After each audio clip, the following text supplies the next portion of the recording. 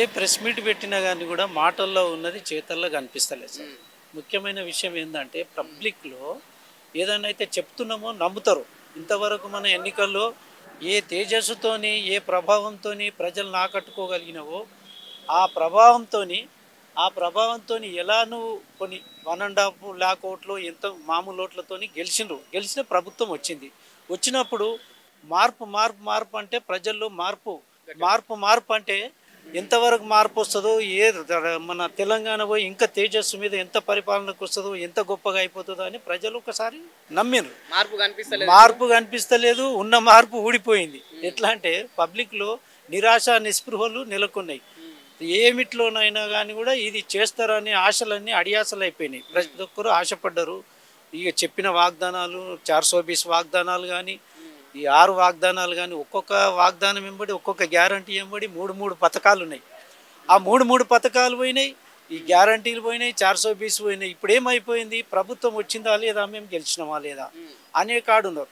వీళ్ళు కూడా మంత్రులు కూడా ఈ ముఖ్యమంత్రిని ఒప్పించి మనం ఈ వాగ్దానాలు ఇచ్చినామయ్యా, ఇది చేసినాము, ఈ వాగ్దానాలు నెరవేర్చిన దాకా మీరు కూడా తప్పనిసరి దీన్ని మనం నెరవేరుద్దాము, పార్టీని కొంచెమంతన్న గౌరవాన్ని నిలబెట్టుకుందామనే ఆ ఆలోచన అనేది మంత్రులకు కూడా రావాలి, ఎమ్మెల్యేలకు కూడా రావాలి. ఇప్పుడు ప్రధానంగా నిన్న ఏదైతే కేబినెట్ సమావేశం అయిపోయిన తర్వాత వాళ్ళు ప్రచారంలో ఉన్నప్పుడు మేము అధికారంలోకి వస్తే 7,500 ఇస్తామన్న వాళ్ళు కేబినెట్ సమావేశంలో వాళ్ళు తేల్చింది మేము ఇప్పుడున్న పరిస్థితులకు 6,000 ఇవ్వదలుచుకున్నాము రైతులకని నేను చెప్పడం జరిగింది. దీన్ని ఎలా చూస్తారు? ఆయన సార్ మన తుమ్మల నాగేశ్వరరావు ఆయన ఏమన్నాడు అంటే ఈ రైతు బంధు కంటే ఆ బోనస్ ఇచ్చింది 500 బోనస్కి ఆశపడుతున్నారు, రైతు బంధుకు ఆశపడతలేరు అని అన్నాడు. అది చాలా బేకార్ మాట. అది కాదు. ఇది ఏంటంటే ఇది ఇయ్యలేక ఆడలేక మధ్యలో దరువు అన్నట్టు. భాగవతం ఆడేవాడు తబలా మంచిగా కొడతలేడు, నా భాగవతం అందుకే నేను మంచిగా ఆడతలేను అని చెప్పిండంట. ఆ విధంగా మాటలు కావు. ఏదైనా రియాలిటీ ఏదైతే చెప్పిర్రో మీరు రియాలిటీ కొరకు కొంచెమంతనన్నా పాటుపడి మన ముఖ్యమంత్రి గారిని ఒప్పించి మెప్పించి కొన్ని అమలు చేస్తూ ఉంటే ఏమైతే కొన్ని కాకుండా కొన్ని ముందుకు వెళ్తూ ఉంటే ఈ మార్పు ఏమనేది ఏమిటో పేర్లు మార్పుడు ఈ మార్పుడు ఆ మార్పుడు కాదు. పేర్లు మార్చడం ఇప్పుడు మనం కల్లారా చూస్తున్నాం కదా. అమ్మవారిని మార్చారు. మన తెలంగాణ గీతం ఏదైతే ఉన్నదో ఆ గీతాన్ని మార్చేసి అదే అందశ్రీతోనే మళ్ళీ అదే పాటను మార్చి రాపిచ్చారు. ఆయన డబ్బులకు ఆశపడి మళ్ళీ మార్చి రాసిన మేము ఎవరం ఒప్పుకోము. మొదటి పాటనే మాకు చాలు, అదే పాటను మేము పట్టుకుంటాము, అదే పాటనే ప్రతి మీటింగ్లో కూడా పాడుతున్నా నేను ఉన్నది. మేము ఎందుకంటే అభిమానులం. తెలంగాణ రాకముందటి సంది మేము ఉద్యమంలో పాల్గొన్నాము, 69లో పాల్గొన్నాము. ఎప్పుడైనా మనం తెలంగాణ రావాలి, మనకు కొంచెం మన ఫెసిలిటీస్ మనం అనుభవించాలి. మన ప్రజలు తెలంగాణ ప్రజలు దాదాపు 4 కోట్ల పైన ప్రజలంతా మన సుఖ సంతోషాలతో చల్లగా ఉండాలంటే తెలంగాణ రావాలి తప్పనిసరి అని. ఆ తెలంగాణ వచ్చింది, మేము సంతోషంగా ఉన్నాం. నేను అది ఆ ఉద్యమాల టైంలో పిల్లలు చనిపోయేటప్పుడు నాకు హార్ట్ అటాక్ వచ్చి నేను ఎప్పుడు చచ్చిపోతున్నా, పిల్లలు కాలబెట్టుకొని చచ్చిపోతుంటే కల్లారా చూసిన. అది నా లోపల ఇప్పటికి గుర్తుకొస్తే చలించిపోతున్నా. గతంలో రైతులు పెట్టుబడి పెట్టడానికి అంత కొంత ఇబ్బంది పడిండ్రు. బీఆర్ఎస్ ప్రభుత్వం అధికారంలో రాకముందు బీఆర్ఎస్ ప్రభుత్వం అధికారంలోకి వచ్చిన తర్వాత 5,000 పెట్టుబడి సాయం కింద రైతు బంధు పేరిట రైతులకు ఇచ్చింది. ఈ సంవత్సర కాలంలో ఇక్కడ కూడా రైతు బంధు ఏదైతే బీఆర్ఎస్ పార్టీ పెట్టిన రైతు బంధు కావచ్చు, రేపు కాంగ్రెస్ పార్టీ ఇస్తా అన్న రైతు భరోసా కావచ్చు, ఎక్కడ కూడా రైతులకు అందుతలేవు. పెట్టుబడి విషయంలో మళ్ళీ రైతులకు ఆ ఇబ్బందులు కనిపిస్తున్నాయి. మళ్ళీ అప్పులు చేసి పెట్టుబడి పెట్టాల్సిన ఆవశ్యకత కనిపిస్తుందా సార్? అవి పెట్టుబడులు సమయానికి అందించి ఎక్కడెక్కడ బతుకుపోయిన వాళ్ళంతా వ్యవసాయం మీదకి వచ్చి ఇంత పెద్ద పంట పండించారు అంటే కారణం ఏంటంటే రైతులను ప్రోత్సహించి వ్యవసాయం మీద వాళ్ళు ఆధారపడి బతుకుతున్నారు కాబట్టి వ్యవసాయాన్ని ప్రోత్సహించి దాన్ని అభివృద్ధి చేసి చక్కటి పంటలు పండించడానికి కారణమైంది కేసీఆర్. మరి దాన్ని మీరు అలాగే కంటిన్యూ చేసుకుంటా వచ్చినా పర్వాలేకుండే. నువ్వు రెండు టర్ములు 3 టర్ములు ఇప్పుడు పైసలు ఇవ్వకుండా అది ఇవ్వకుండా ఇది ఇస్తాం అది ఇస్తాం కళ్ళబుల్లి మాటలు మాట్లాడి టైంపాస్ చేసుకొని కాలయాపన చేస్తే అందరి లోపల విసుగు వచ్చింది. ఈయన ఇస్తాడా ఇయ్యడా అనేది డిక్లేర్ అయిపోయారు. ఇవ్వకుంటే ఇవ్వకపోయింది. 6,000 ఇచ్చినా కానీ కూడా అది కిందనే లెక్క సార్. ఎందుకంటే టైంకి ఎప్పుడైతే ఇవ్వలేరో ఇప్పటికే పంట దిగుబడి చాలా తగ్గింది, పంట పెట్టుబడులే తగ్గిపోయినాయి, పంట పండించుడు కూడా తగ్గిపోయింది. వీళ్ళు ఇచ్చే ప్రోత్సాహం లేదు. పండిన ధాన్యాన్ని కేసీఆర్ లేకుండా కొనేసిండు, వీళ్ళు కొనడం కూడా లేదు.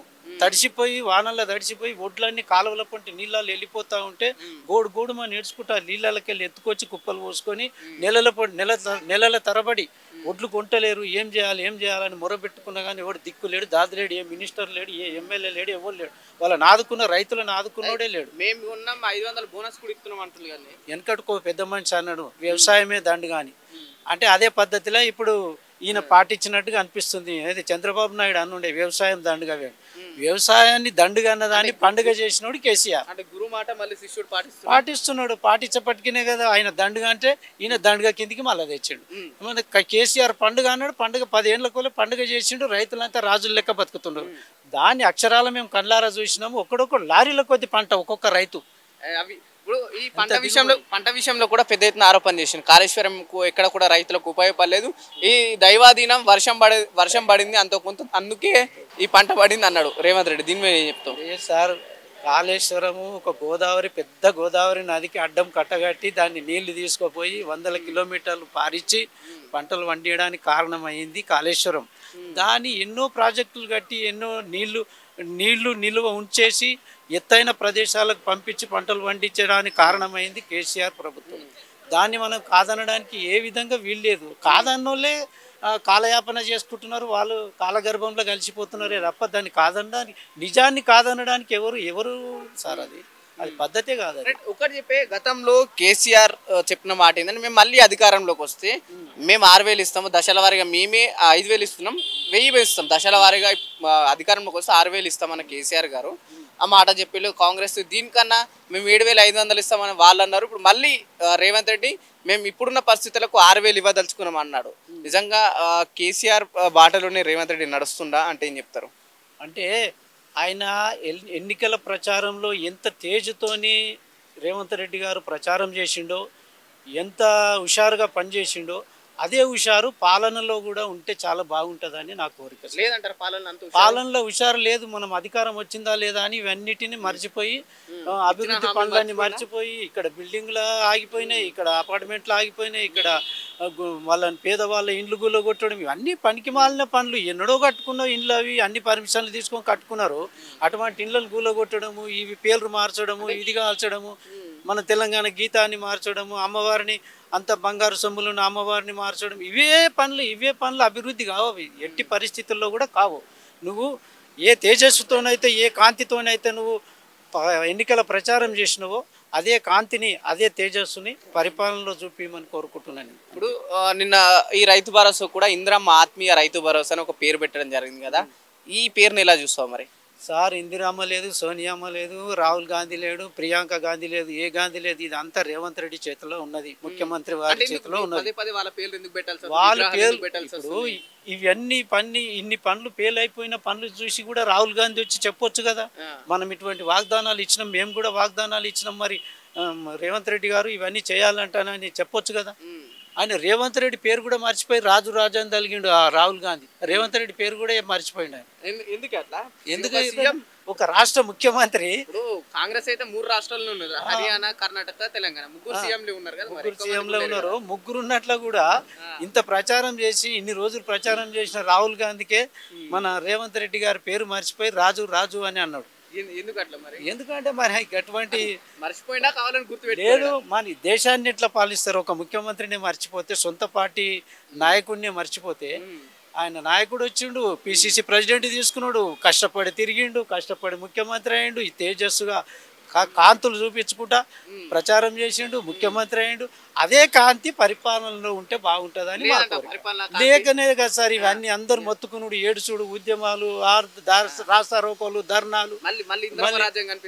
ఇందిరమ్మ రాజ్యం లేదు, ఏ రాజ్యం లేదు, బోడముండ రాజ్యం అయిపోయింది. ఇది పాడమల్లె రాజ్యం లాగా తయారవుతున్నది. రోజు రోజుకి ప్రజల్లో విసుగొత్తిపోతున్నది. ఆ విసుగు అనేది తీసేసి సానుభూతి మళ్ళీ పొందాలంటే ఇవన్నీ అమలు చేయాలి, కొన్ని చక్కటి పనులు చేయాలి. రోడ్లు గుంతలు పడితే 10 సార్లు కమిషనర్ గారికి అప్లికేషన్లు ఇచ్చి మొరబెట్టుకుంటే, కలెక్టర్కి మొరబెట్టుకుంటే కూడా ఇంతవరకు దిక్కు లేదు, దాది లేడు. స్కూటీ తీసుకుపోయి ఆ గుంతలలో పడుతున్నారు ఆడబిడ్డలు. అవన్నీ మా కళ్ళారా చూసి అప్లికేషన్ డబ్బు ఎందుకు లేదు సార్, ఎక్కడ మాయమవుతున్నాయి డబ్బులన్నీ? కోట్ల రూపాయలు ఉన్నాయి మణికొండ మున్సిపాలిటీలో. అవన్నీ ఏంటికి ఉపయోగిస్తున్నారు? ఏ దరఖాస్తులు పెట్టినా, ఏ సమస్యలు ముందుకు తీసుకుపోయినా దాన్ని పట్టించుకున్న నాదుడే లేడు. అప్లికేషన్ ఇచ్చిన కమిషనర్ దగ్గరికి పోయినా అంత మొరబెట్టుకుని అప్లికేషన్ ఇచ్చి అంతమంది పోతే కూడా ఒక్కదాన్ని పట్టించుకున్నోడు లేడు. ఏడంకెళ్ళి డబ్బు వస్తున్నదని ఆలోచనే తప్ప. ఒక మాట చెప్పే దగ్గరలో స్థానిక సంస్థ ఎలక్షన్స్ ఉన్నాయి. రేవంత్ రెడ్డి గతంలో రైతు భరోసా పేరిట ఇచ్చిన 7,500 అంటే ప్రస్తుతం 6,000 ఇస్తాడు. దాదాపు 1,500 తగ్గించండి ఎకరానికి. రైతులు ఏ విధంగా ప్రభుత్వం పైకి వాళ్ళు చూసే ఆలోచన ఎట్లుంటారు అంటే ఏం చెప్తారు? 6,000 ఇచ్చినా కానీ కూడా మనసుల లోపల కొంచెము 70% ఆయన మనసులకి వెళ్ళి దిగిపోయింది. ఎందుకంటే మొరబెట్టుకున్నారు, ధర్నాలు చేసారు, రాస్తారోకలు చేసారు, రైతులు ఎన్నో చేసినా కూడా ఎవడు పట్టించుకోలేడు. ఇప్పుడు 6,000 ఇస్తాన్నా కూడా అది చచ్చిపోయిన పీనుగు మీద అలంకరణ చేసినట్టు ఉంటుంది. అలా మనసు దిగిపోయిన తర్వాత ఏ మర్యాద చేసినా కానీ కూడా అది దిగిపోయిన కిందకే వస్తుంటుంది. ఆ విట్లగా తయారైంది. దీన్ని చేయాలంటే 6,000 20,000 కాదు, మొత్తం మీరు చెప్పిన వాగ్దానాన్ని ఫుల్ నిలబెట్టుకోవాలి. నిలబెట్టాలి. 17,500 ఎంత ఉన్నది కదా, ఆ బాకీ పడ్డ పైసలు మొత్తం ఇచ్చేసి మీరు ఏది చేస్తారో, ఏ ఆలోచన చేస్తారో, ఈ ప్రభుత్వం ఎక్కడికి వెళ్ళి తెస్తారో ఆ ఆలోచన చేసి వాగ్దానాలు ఎట్లా ఇచ్చిరో పరిపాలన అట్లా చూపించాలి. మేము కోరుకునేది అది చేసినప్పుడే ఈ రాష్ట్రం చల్లబడుతుంది, చక్కబడుతుంది, మళ్ళీ భారతదేశంలో నంబర్ 1 రాష్ట్రంగా తీర్చిదిద్దబడుతుంది. దీన్ని నిలబెట్టుకోవాలి. అంతే మా కోరిక. మేము ముఖ్యమంత్రి గారికి ఇచ్చేటి మనవి అదే.